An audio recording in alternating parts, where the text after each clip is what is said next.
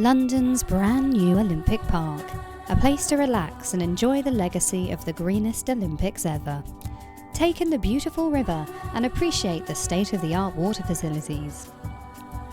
The lavish construction of London's so-called Green Lung allow people to imagine the complete regeneration of one of Britain's most neglected rivers, the River Lee. But switch from this computerised projection to reality, and this is what you get.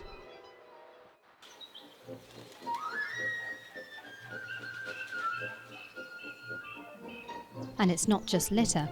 Wait for some rain to start falling and you'll see sewage too.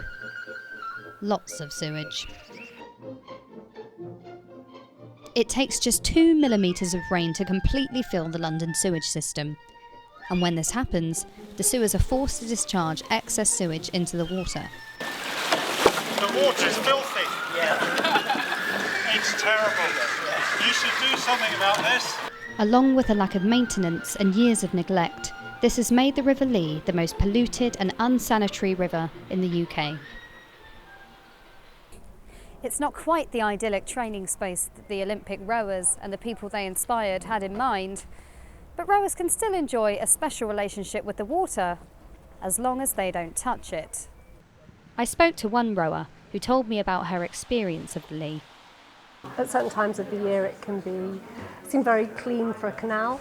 At other times there's all kinds of smells and oil and debris and just it can be absolutely horrendous.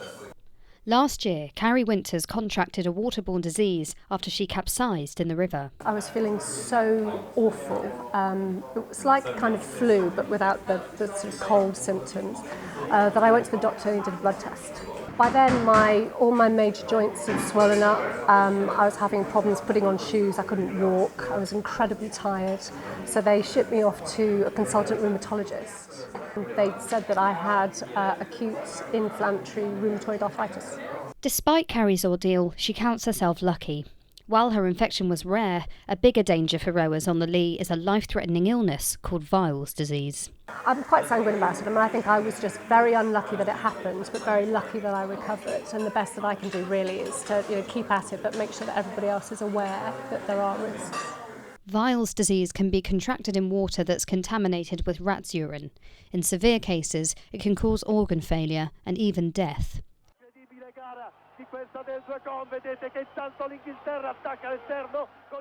It's rare, but there have been fatalities in recent years, including the Olympic gold medalist Andy Holmes in 2010.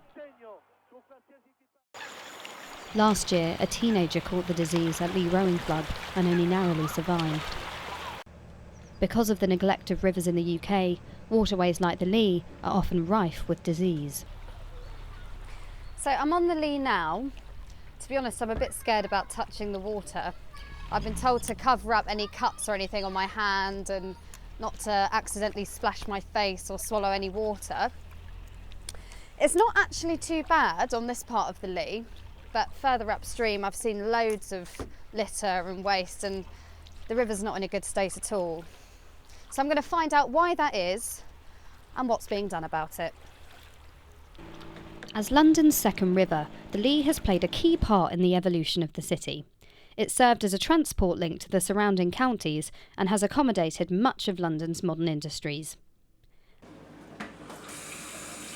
Most importantly, it continues to provide nearly half of London with drinking water.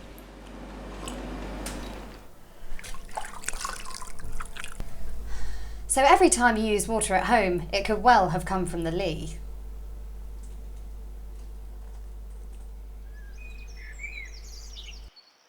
It isn't a very nice thought. I'm meeting up with Theo Thomas from the organisation Thames 21, a charity that works to improve the quality of Britain's rivers. In East London, there's some of the most polluted rivers in the country, and yet the number of reports about pollution are amongst the lowest. So if that pollution isn't reported, then it's not going to be dealt with because it's not known about. Why don't you think people care about rivers and the environment? I think we've made it too easy for people to get disconnected. So, our rivers are behind fences or in concrete channels. They don't look like rivers anymore. It's become quite easy to kind of get detached from it in the same way that we've got detached from many sort of natural things around us. The way our rivers are concealed could indeed be partly to blame for the waste that lies within them. Simon Myers, founder of the Gasworks Dock Partnership, seems to think so. I went to speak to him about it in his boat home in one of the most industrial parts of the Lee. We found through our research of interviewing over 1,000 people, 80% didn't actually know that this stretch existed or had ever been to it or ever used it or ever knew any of its history. There's a bit of a gap in people's awareness of the Lee here. But many locals are all too aware of the Lee and are shocked by how neglected it is. Rosemary O'Connell and her husband James left their Yorkshire home in 2012 to be near their family in London. We have 3 children and 2 grandchildren here, but I don't think we would have really seriously considered moving if I hadn't seen this block going up. The couple live in a new development set around the leafy spaces of Hackney Marsh. First thing I do every morning, I come in here, open the window and go out onto the balcony, and some days it's absolutely lovely and other days it's really great. The most obvious thing when you look out is a lot of plastic bottles. Then there is this scum, so everything else collects in it, and so you get bits of sanitary towels and condoms and syringes and all sorts of things. The litter is the most visible problem, but you need to quite literally go beneath the surface to realise there are more sinister problems that we can't see.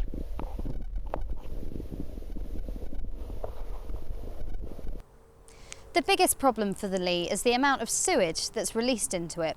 This comes from Deepham's in Tottenham and Abbey Mills in West Ham. Until the 1850s, London sewage was dumped into rivers or left to rot in cesspits. The result was unclean drinking water, epidemics of cholera, and a very unpleasant smell. The infamous Great Stink of 1850 forced the House of Commons to relocate to Oxford and impelled Parliament to tackle the problem. They entrusted the task to a civil engineer called Joseph Bazalgette. He constructed the sewage system that's still in place today. The system included a series of flood points to deal with overflows. Back then, these were uncommon, and so discharges of sewage into rivers were rare. Since London's grown, the pressure on the system has soared, and now these overflows are happening an average of 50 times every year. So more or less once a week, we release our sewage straight back into our main source of drinking water. 40% of the sewage discharges happen here in the River Lee at the Abbey Mills pumping station. That's 16 million tonnes of sewage a year. So perhaps it's no wonder that the film Batman Begins used this setting to shoot a scene where criminals plot to pollute London's water supply. This is where we make the medicine.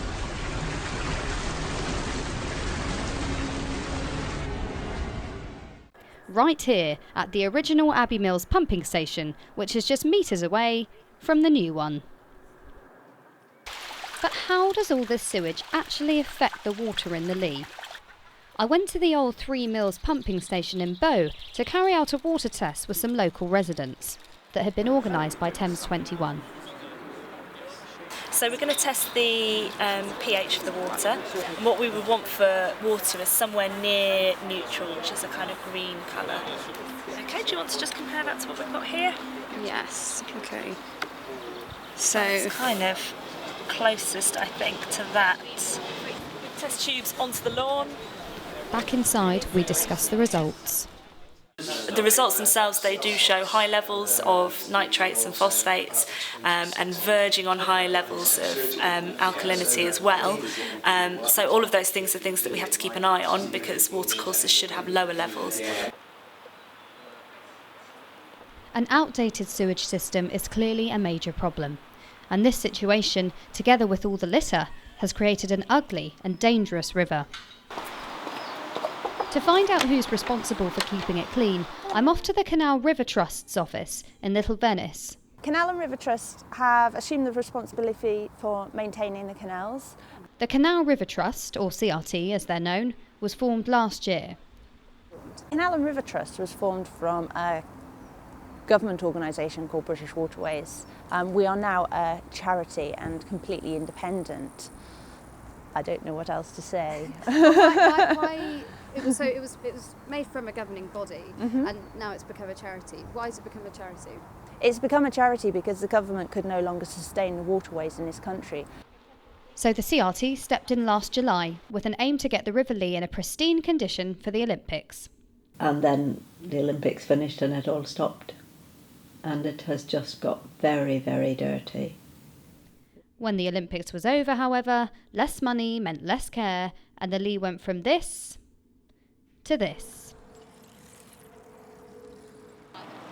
As a self-funded charity, the CRT claims it's doing all it can with its resources. At the moment we've got 1 day a week, 12 people clearing litter.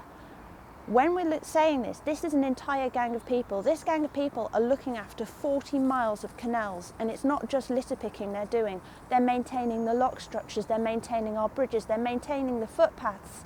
So when it comes to clearing litter, we will do as much as we can, but we cannot dedicate all of those 12 people to clearing litter the whole time.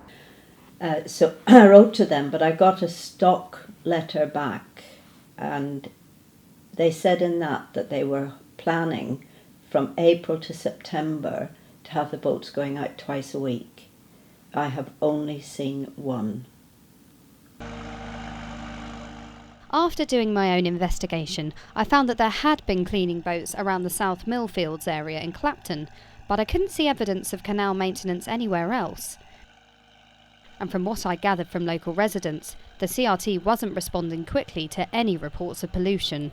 So the Olympics has been and gone, and it's left behind it an organisation that many feel is struggling to cope with maintaining the Lee. Behind me is one of the CRT cleaning boats, but most people I've spoken to here are saying it isn't doing any cleaning. So a more well-funded CRT could help issues like waste and litter. But what about the deeper problem of our ailing sewage system? The London water supply has been contaminated for decades, but because of complex treating systems, drinking it doesn't really pose a threat to us. So London could very well have carried on with this system had it not been for the intervention of... No, not Batman, the European Union. From a cave somewhere in Brussels, the EU has found that the UK is not complying with its Water Framework Directive. The Water Framework Directive is something that Britain signed up to. It was set by Europe, and that says that rivers in this country should meet certain standards. At the moment, only 27% of rivers in the UK meet the good standard. They all should, and the Lee doesn't. It's not expected to meet it until 2027, which is kind of the latest date it's allowed to before we sort of fail the Water Framework Directive. So that's an indication of how bad the Lee is. In fact, it's been given extra deferred time to meet that. So London has been forced to act, and it's come up with a plan. The Thames Tideway Scheme. The Thames Tideway Improvements Project is a collection of 3 different schemes to reduce the amount of sewage that overflows from London's sewage system in times of heavy rainfall. The first part is the construction of the Lee Tunnel, which is a large tunnel stretching from Abbey Mills near the Olympic Park to our treatment works at Beckton in East London. And that piece of work is something that we started earlier in this decade, and is something that is going to be completed in 2015. The second part is a series of improvements to our sewage treatment works along the tidal River Thames. The third part of the tideway improvements is the Thames Tideway Tunnel. Water pollution is the product of other factors which won't be dealt with by the Lee Tunnel. A particular issue is the Lee Valley's industrial legacy, which affects the whole area, including the stretch of river between Stratford and Beckton.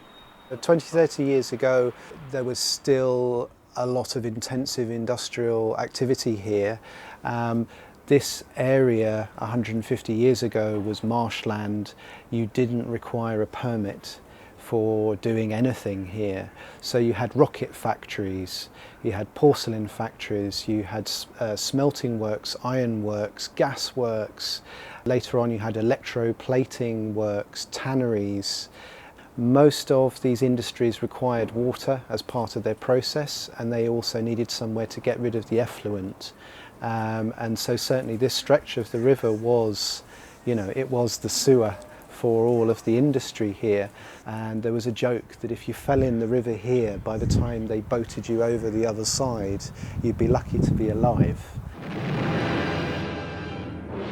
And all those chemicals are still in the sediments of the Lee. In the run-up to the Olympics, the government decided to dredge the river to try and clean it. Yeah. Boater Mike Wells from Games Monitor was shocked when he saw what was scooped up. When they were dredging the river, you could really see what damage has been done to the river. The stuff they were dredging out of it was like black, stinking matter. Before it was redeveloped, the site of the Olympic Park was almost entirely contaminated as well, and this is a serious issue that has not been fully dealt with. They excavated the whole site. It's 2.5 square kilometres. At one point, if you stood at a high point and looked over the site, all you saw were mounds of excavated material. And the dust, was absolutely extraordinary. Bearing in mind that the site is and was heavily contaminated with all manner of contaminants. The fact that this dust was blowing all over East London, it can't be particularly good for people's health. And there's documentary evidence of radioactive contamination on the site. They buried 7,300 tonnes of soil contaminated with radioactive isotopes, 250 metres from the main stadium. A mile upstream from the park in Leighton Marsh, a temporary basketball training court was constructed. I spoke to Vicky Showland, who'd seen further proof of industrial pollution when the Olympic authorities dug up the soil. All this contaminated stuff that came out with asbestos, they left that sitting there uncovered, and it was quite dry in March, so it was blowing around. And they didn't, you kept saying, but look, you've got people working in there with this, you've got people walking around here, and it's blowing around, there's asbestos, there's mercury. They just didn't care. It was like just this constant thing of saying, we don't care what we do to this place. So unless areas of contaminated land are properly dealt with, the Lee will continue to be polluted by its long history of chemical waste.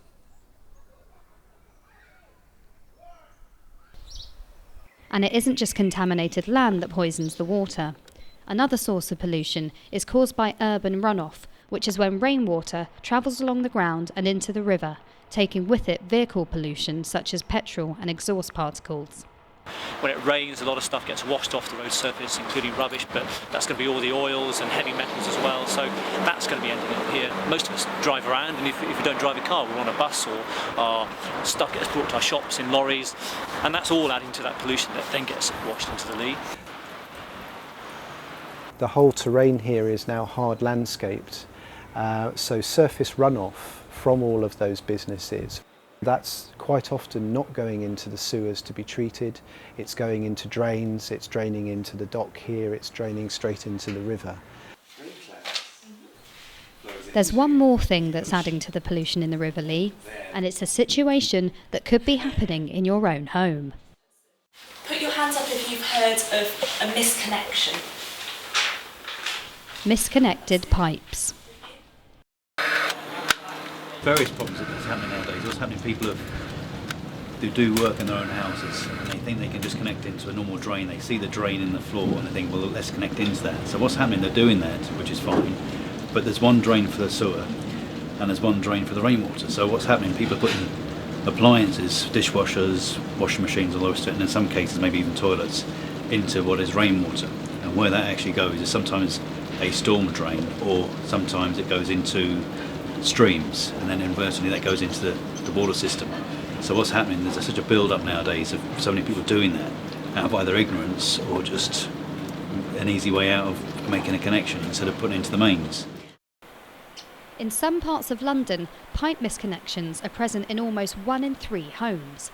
As a result, the equivalent of 1.8 Olympic-sized swimming pools of wastewater wrongly enter the region's rivers and streams every day.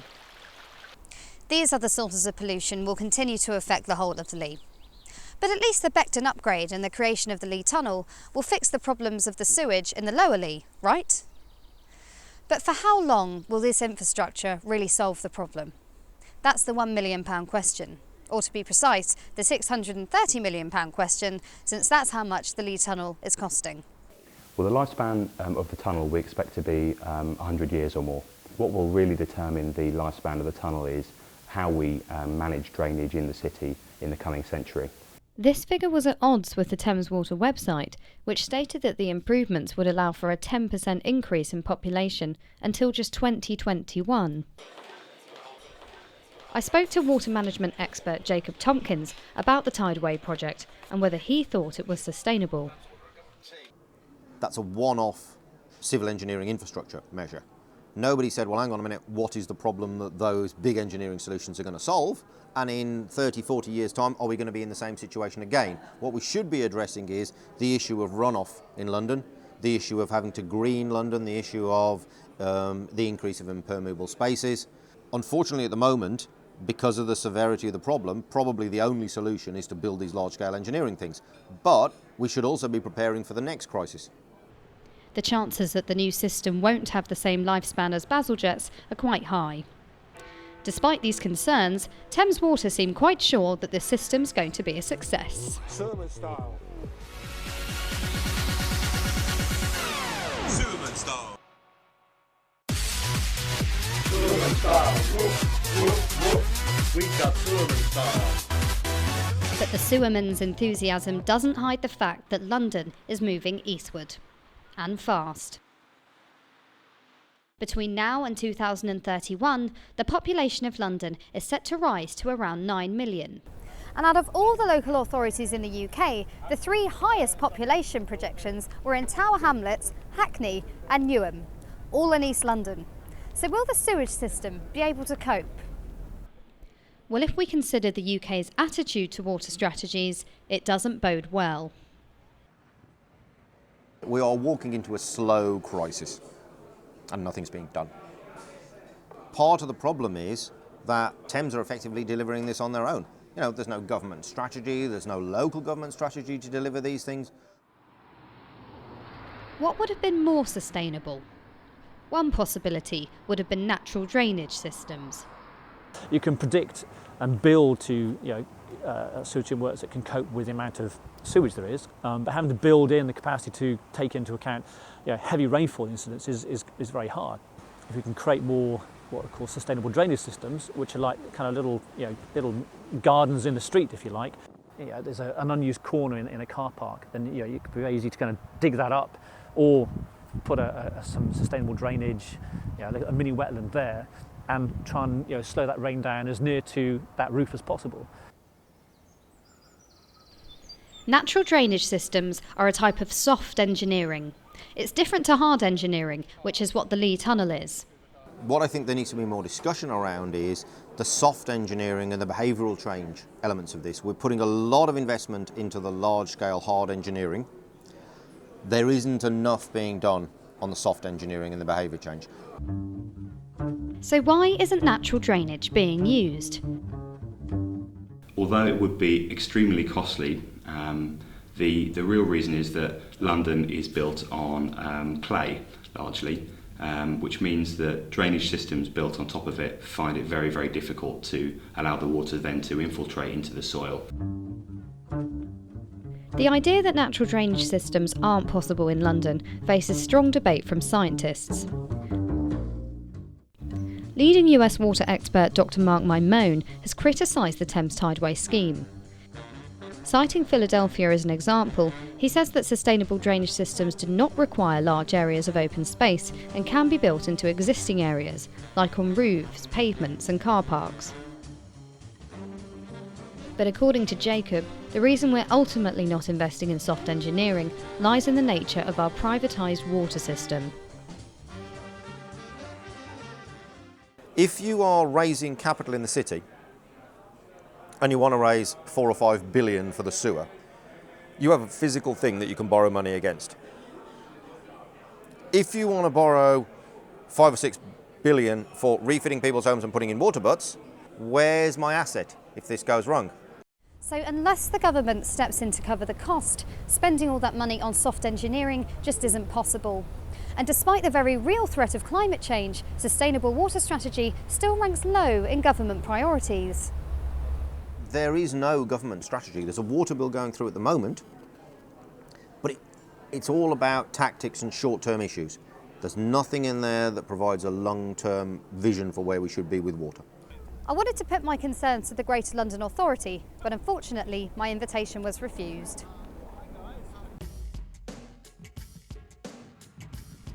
The gentrification of East London has accelerated with the momentum of the Olympics.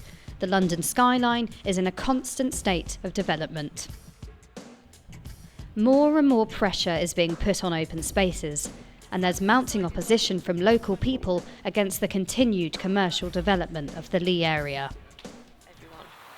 So the common theme is commercialisation and threat. We're in a highly polluted city.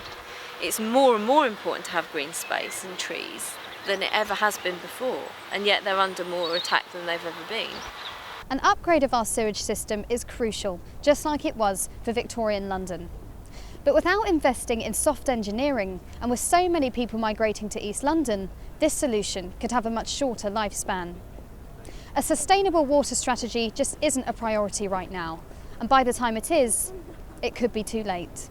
And for the River Lee, the Beckton upgrade will be a welcome relief, but it's not a solution. Unless water pollution is tackled properly, the river will continue to be marred by contaminated land, urban runoff and pipe misconnections. And the excessive development of the area will only make these problems worse. And as the CRT struggles to maintain the Lee with a lack of proper funding, the mess that litters the water won't be gone anytime soon. The dreams of the Olympic Park being a clean, green lung of London are unfortunately tainted with a very mucky reality.